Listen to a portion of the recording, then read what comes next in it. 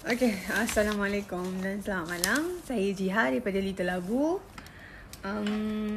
Okay, firstly, selamat Hari Raya kepada semua umat Islam yang menyambut Hari Raya Aidiladha. Hai Ibu. Selamat Hari Raya Ibu. Hai only someone. Want to wish selamat Hari Raya tu Popo? Selamat Hari Raya Popo. Wish selamat Hari Raya Popo. Hai Naya. Di mana? Ya, Iman sedang main chess dengan Aput. Alright. Okay, so malam ni kita sambung topik kemarin, Siblings Without Rivalry from buku ni. Okay. Popo cakap sama Ira Naila. Okay, hari ni kita discuss chapter 5. Tajuk chapter 5 ni Siblings in Roles. Siblings in Roles ni maksud dia label-label yang kita dah letak dekat budak lah. In short, bila baca buku ni, I conclude kan dia more to labeling lah.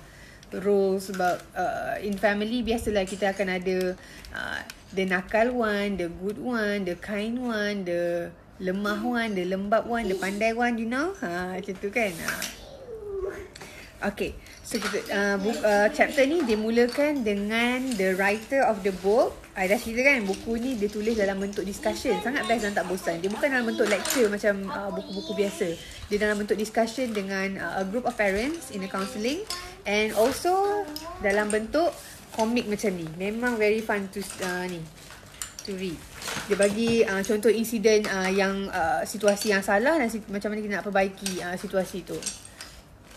So kalau you nak tengok this one, buku ni dia banyak sangat komik. I upload dekat dalam channel Telegram Little Labu. You boleh klik dekat profile kami dan pergi situ untuk tengok. Okay. Alright, untuk chapter 5 ni the writer start dengan dia share insiden yang berlaku pada hari tu tau. I don't know how. Dia ni mesti orang yang sangat kuat suka buat journaling lah. Dia share one morning dia bawa anjing dia pergi jalan-jalan, and then dia bump into, terserempak dengan jiran dia. Jiran dia ni ada 2 orang anak lelaki. And then tiba-tiba jiran dia datang cakap dekat dia tiba-tiba anak jiran dia ni terus bandingkan anak dia. Tengoklah anak dia yang kecil ni berani sangat nak pegang anjing. Yang lelaki tu tengok tu, miles away, jauh, sebab dia ni memang pengecut. I translate dalam bahasa Melayu tau. Bahasa English dia macam cantik lagi lah kan, tapi bila bahasa Melayu macam harsh sikit. Macam tu kan. So this counselor, penulis buku ni speechless. Sebab dia kata dalam hati lah, dia kata jiran dia ni memang tak sedar kesan terhadap personality dan hubungan adik-beradik tu. Sebab once kita dah label anak kita this and that, dia akan stuck with that label tau. Allah kan memang dia mention in the Quran, Allah mengikut sangkaan hamba-Nya. So once you put the idea dekat dalam mind dia, dia will grow up to believe that yes, dia pengecut. Yes, adik dia lagi berani daripada dia. Dia nak dekat dengan anjing pun takut kan. And then bila penulis balik rumah after that encounter dengan dia punya jiran tu, she got a phone call from anak lelaki dia yang duduk dekat asrama away from her, and she accidentally did the same. She accidentally did the same macam yang jiran dia buat dekat anak dia tadi tau. So bila dia nak cerita ke apa yang berlaku over the phone tu? Over the phone tu anak dia cakap, tadi tengok kat FB tapi Insta lagi cantik lighting. Thank you Nurul. Okay. Over the phone anak dia mak dia cakap ni anjing dia rindu dengan anak dia yang sulung ni, sebab dah lama tak jumpa duduk asrama. Anjing ni asyik dah pergi bilik dia. Lepas tu mak dia cakap, you are the one who yang paling caring about anjing ni, always take care of anjing, that's why anjing ni rindukan dia. Lepas tu anak lelaki dia kata, that's not true mom, adik dia pun selalu attend to this dog, cleaning and whatsoever. Lepas tu mak penulis beria-ria nak comfortkan anak dia ni, nak cakap tak, tapi you yang lagi responsible, you yang ni. Without, dia ni unconscious tau. Dia tak sedar yang dia buat semua ni. Sedangkan dia baru komplain pasal tindakan yang sama yang jiran dia buat dengan membanding-bandingkan 2 anak tadi. Anak dia end the conversation dengan rasa bersalah. Okay. Alright. So after dia letak telefon, dia menyesal sangat. And then dia conclude dia nak search, dia nak solvekan mana datangnya perasaan dia nak bolster anak dia punya ego dan merendahkan anak dia lagi satu tu. So dia kata sekarang matlamat dia dalam the next discussion dengan parents meeting counselling ni, number one, dia nak tahu why kita impulsively terdorong untuk buat macam tu. Number two, how a given role affect each child individually. Macam mana all this role yang kita dah label tadi ni affect anak-anak kita, and how the role yang kita label ni akan also beri effect dekat relationship adik-beradik dua orang ni. Dua orang ke tiga orang, empat orang ke, macam I 6 orang kan. Okay. So they have this discussion. Okay, bestnya buku ni, dia kan I cakap banyak kali dah cakap quote dia. It's in a conversation punya format. So in the discussion, dia punya finding, misguided need to bolster our own ego is the source of problem sebenarnya. Kita yang bolster kita punya ego bila kita label anak-anak. Contohnya, ini assumption yang one in the discussion yang dia orang find out. Ingat tak kisah tadi yang jiran tu kata, oh anak yang ni memang pengecut, yang ni berani, macam tu. So dia orang punya theory, maybe that jiran yang perempuan ni, kira parents for those two boys, dulu budak yang lemah dan penakut. So dia seronok nak belagak yang dia ada anak yang berani, tapi dia tak sedar yang dia condemn yang seorang lagi yang sebiji berperangai macam dia. Faham tak? So dia bangga yang anak yang berani ni langsung tak ambil, tak jadi macam dia, tapi dia telah mengorbankan seorang ni punya self esteem at the same time. Benda-benda ni unconscious. So now that we know, kita kena praktik lah supaya anak kita tak jadi macam kita, dan lepas tu pada cucu kita, cicit kita, macam tu lah. Let's break the cycle.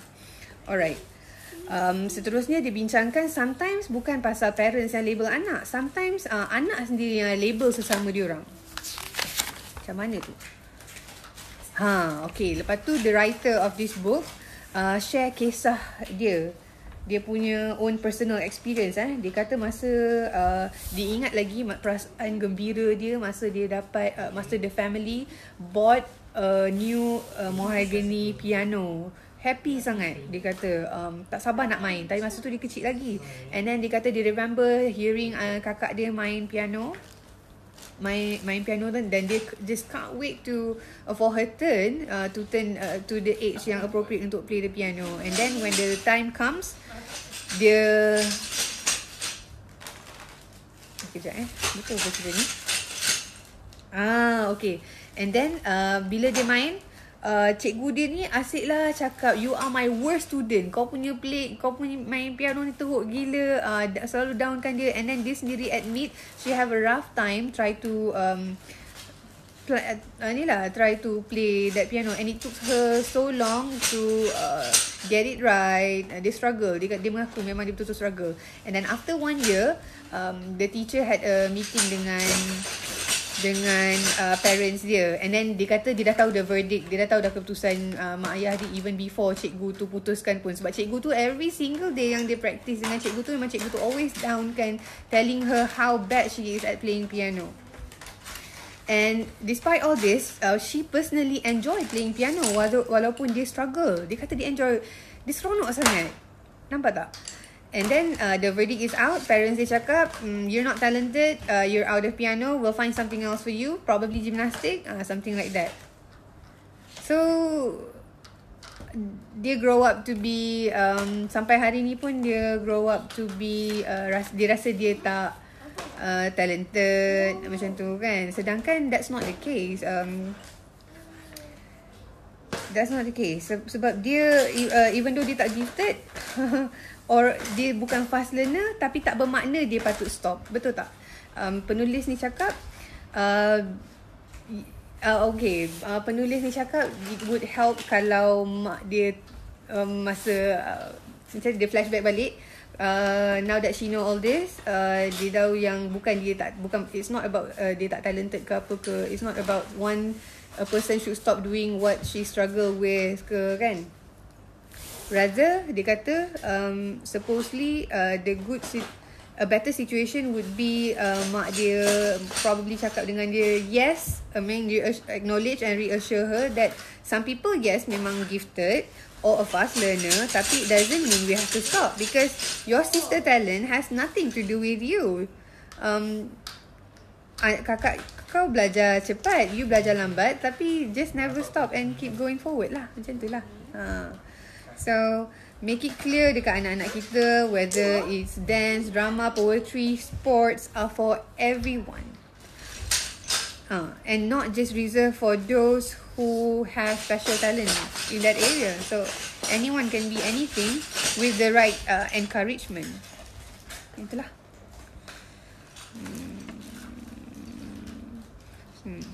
So we'll always praise the effort rather than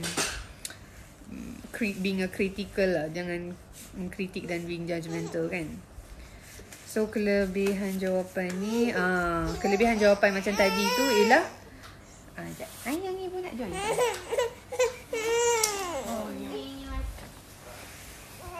Nak susu? Nak ke? Iman nak tunggu sampai dia pause kejap ya. Nampak tak kau dari susu tak? Nampak tak? Cek kan? Bismillahirrahmanirrahim. Nampak. Okay, kelebihan kalau kita guna jawapan macam ni ialah kita tak sangkal the fact that siblings kita tu memang talented. At the same time, kita disconnectkan kedua-duanya. Kiranya you individu yang berbeza, ni individu berbeza. Tak ada kena-mengena langsung. And dengan cara ni kita pastikan kita tak dalam comparative mood. Kita fokus dekat yang bermasalah je, yang kakak tadi, yang kakak ke adik yang rasa dia tak talented tu kan. Alright. So seterusnya dia cakap pasal macam mana kita nak ubah kalau kita dah terlabel anak hari ni kan. Contoh I tak cakap orang lain, I sendiri pun masa kecil Naila, kita orang panggil dia accident prone Naila sebab dia mudah jatuh apa semua. So it's actually wrong lah. Ya. Ya, adik pakai makeup macam mana? Oh, okay. Go ahead. I don't mind. Okay. Alright, you done? Okay. So, dia cakap lagi. Sayang. Usually, sabar ya. Bismillah.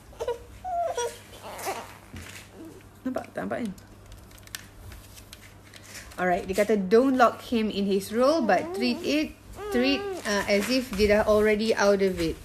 Contohnya, sekejap ya, gangguan iklan banyak sangat. Lanjut dah? Alright. And then even the writer of this book pun ada pergi some kind of counselling juga. So Dr. Ginot ni cakap, treating our children not as they are but as we hope they would become. I pernah dengar benda yang sama daripada Nusaibah juga. Jangan fokus dekat masalah, fokus dekat penyelesaiannya. So kita treat as if masalah tu dah selesai and look forward to the penyelesaiannya je.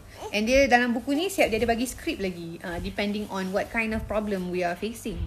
So now ask yourself what you hope them to become. For example, maybe you ada anak yang kaki gaduh, seorang kaki buli, seorang mangsanya kan. Jangan label seorang ni pembuli, seorang ni mangsa. So kita tengok anak dengan sangkaan yang baik daripada pandang anak macam yang cakap tadi tu. Kita tukar skrip dalam diri kita dulu supaya kita pandang dia dengan lebih positif dan positive with a positive probability lah. Sometimes kita yang dah assume ni kejap lagi nak buat perangai lah ni, ni kejap lagi adalah ni kejap lagi dia pukul orang lah, cubit orang ke, gigit ke kan, macam tu. So we have to change ourselves and then instead of that train diri kita untuk ubah skrip kita tu. Macam dalam kes ni, daripada pandang anak ni as a victim, seorang anak yang every time pun dia victim bully tu, kita guna skrip there's only a boy who needs to learn how to protect himself and demand respect. Bukannya instead daripada kita pandang dia sebagai memang balik-balik dia yang jadi mangsa, balik-balik dia yang kena pukul kan. Alright. Lepas tu kan dia also, buku ni also menyentuh tentang anak yang handicap. Alright, tak apa, kita sambung lagi dekat pasal how to reverse the situation kan. Okay, pasal don't lock them in their role.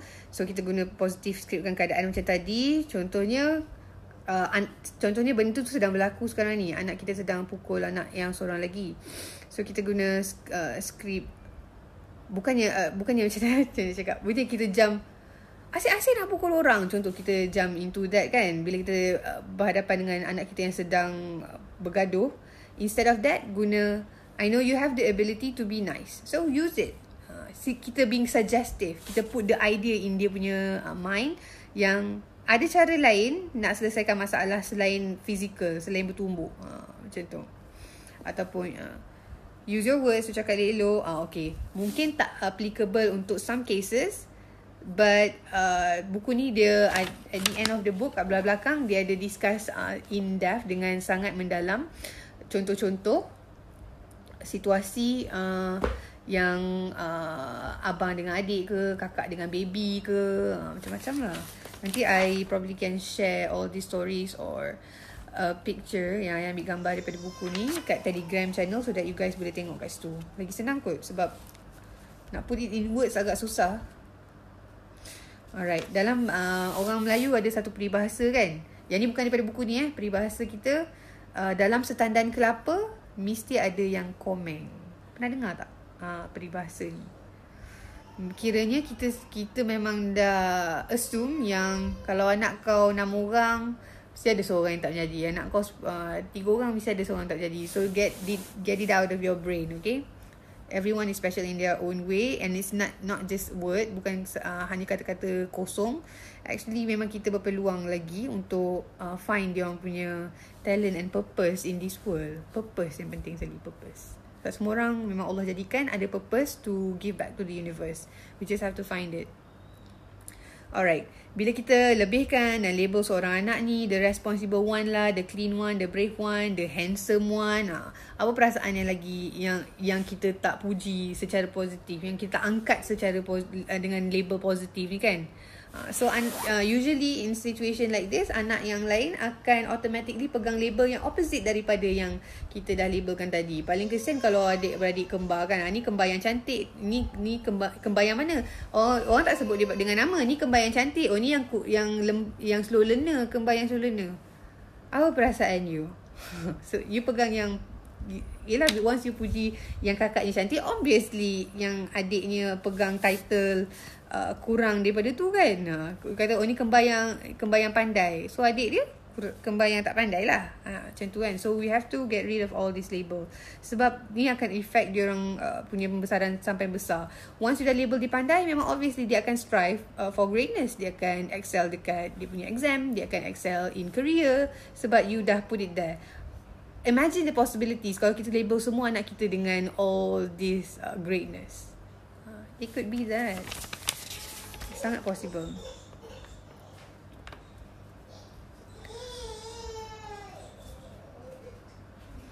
Oh, okay. Ada kartun dekat dalam ni. Nanti I sharekan dekat Telegram. Kisah adik umur 3 tahun yang asyik gigit kakak dia tau. So mak dia tukar skrip tu dah sekarang.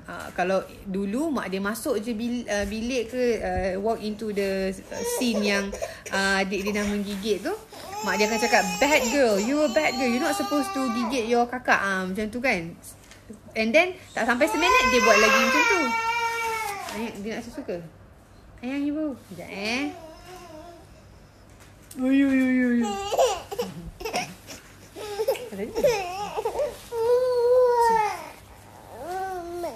Nampak tak susu? Bismillah. Uyu.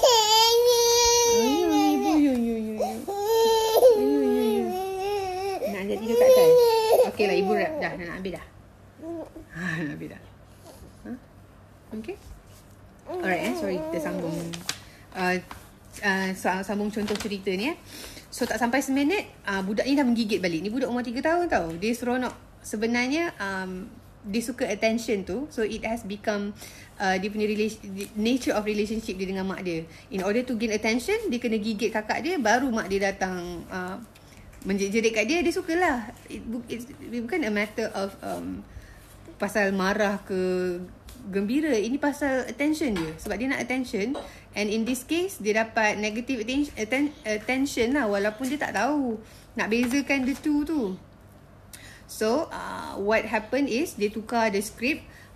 The writer suggest the mom to do like this. Instead of bagi attention tu kepada yang menggigit, dia alih attention tu kepada yang digigit. Contohnya, kakak tu kena gigit kan, mak dia masuk walk into the room, attend tu kakak tu.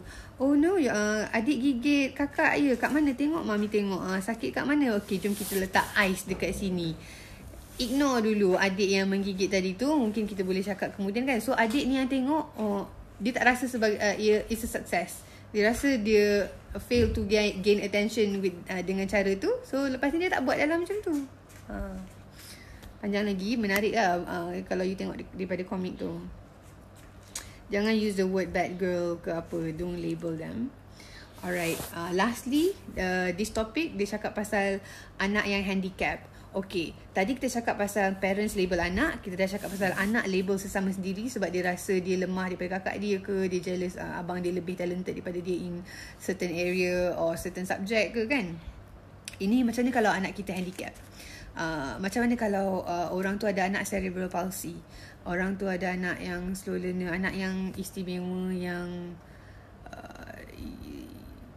yang asyik sakit. Kalau tak istimewa pun asyik sakit. So ramai orang in the crowd dalam sesi kaunseling ni cakap, diorang share pengalaman diorang sendiri. Ada adik, ada ahli keluarga yang macam ni kan, yang unfortunately sakit ke handicap tu. Dia cakap they hate the fact that dia kena jadi lebih matang, dipaksa jadi matang, dipaksa untuk buat semua benda lebih baik, dan di pressure untuk tak demand macam-macam, kena semuanya is all about the sakit one in the family. Attention tu semua dah pergi dekat the sakit one. Macam kalau you sendiri sakit ataupun you sendiri ada nak buat apa-apa sekalipun, contohnya ada event, nak pergi competition ice skating ke, nak pergi training benda-benda yang fizikal ke, pun the family would drag lah nak bagi keputusan, ataupun sometimes say no, or sometimes cakap how dare you even make demands like that. Tak kesian ke abang kau sakit, fikirkan diri kau je. Ramai orang in the crowd cakap macam tu tau. And then they discuss, and the hasil daripada finding ni bukan hasil daripada counselor tu punya mulut. Ni discussion dia orang as a whole, and they even experiment with that because they have a meeting every Saturday, every weekend, and dia orang ada homework and then tulis, jot down everything, and lepas tu dia discuss.